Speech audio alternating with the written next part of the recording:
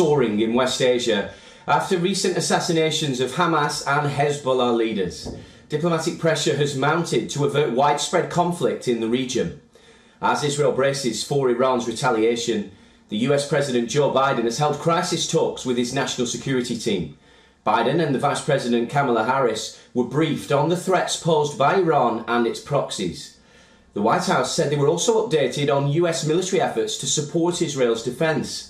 Remember, the US has lately sent extra warships and fighter jets to the region in support of Israel. The leaders discussed efforts to de-escalate tensions, particularly through the ceasefire hostage release deal currently on the table between Israel and Hamas. Biden also discussed the efforts with Jordan's King Abdullah on a phone call. Their call followed a rare visit to Iran by the Jordanian Foreign Minister Ayman Safadi. As part of its precautionary measures, Jordan has requested all airlines landing at its airports to carry 45 minutes of reserve fuel. A safety notice was issued by Jordanian authorities asking all airlines to carry this reserve fuel for operational reasons. Several airlines have already cancelled flights to Israel and Lebanon and are avoiding the airspace amid concerns.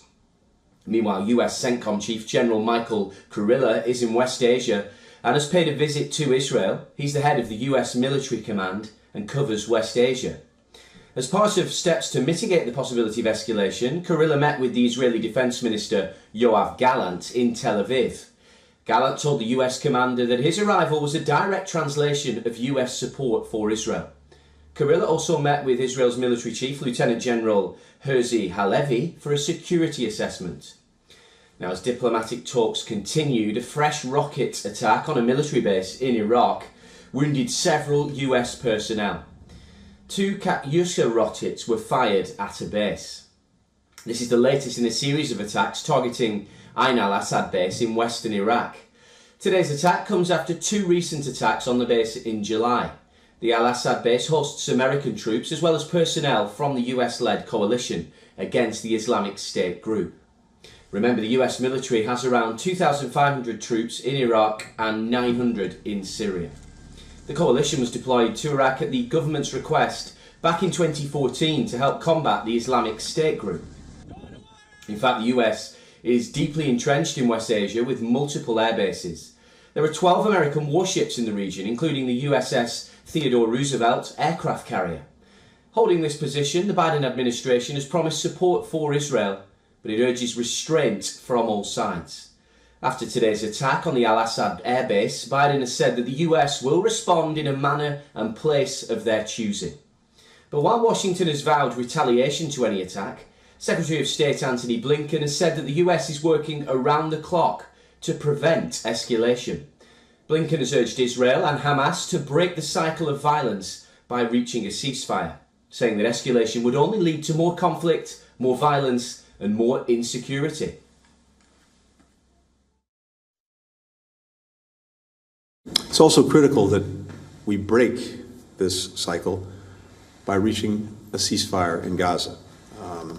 That in turn will unlock possibilities for more enduring calm, not only in Gaza itself, but in other areas where the conflict could spread. So for the United States, for many other countries, both in the region and beyond, this is our focus. Well, for more on this, we were joined by our correspondent Jody Cohen, who explained the situation on the ground as Israelis brace for that Iranian response. So Israelis appear to be getting on with everyday life. That's despite bracing for an attack by Iran and its proxies such as Hezbollah. In the meantime, rocket fire is continuing. We've seen a barrage from Gaza into southern Israel on Monday and a projectile launched from Lebanon into northern Israel, which was intercepted early on Tuesday. The IDF has reportedly sent reinforcements to the Sharon region where I'm standing, and that's due to intelligence received about a Palestinian infiltration plan from the West Bank directed by Iran and Hamas. We've also seen frequent GPS disruption amid fears of an Iranian strike. The US has reportedly observed Iran moving missile launchers. US intelligence had suggested that an attack could take place on Monday or Tuesday. There have been some reports suggesting the 9th of Av, which is the Jewish day of mourning for the destruction of the Jewish temples in Jerusalem, which is next Tuesday. Israeli hospitals, meanwhile, are on heightened alert and said that they're prepared for any mass casualty events.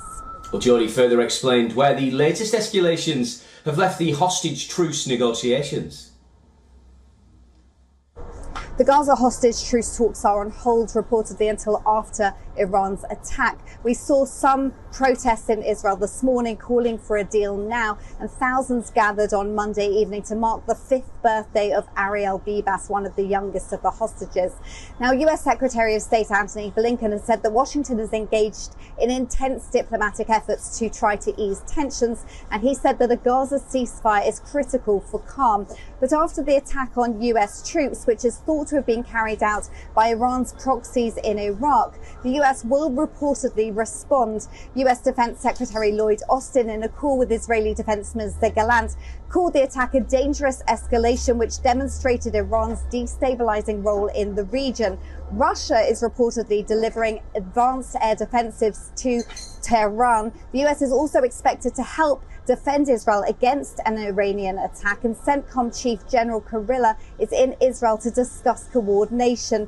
Officials suggest that we could also see a similar coalition to defend Israel as last time Iran attacked. Remember, that included Arab countries, and Iran has called a meeting of the Organization of Islamic Cooperation for Wednesday to seek support for its attack against Israel.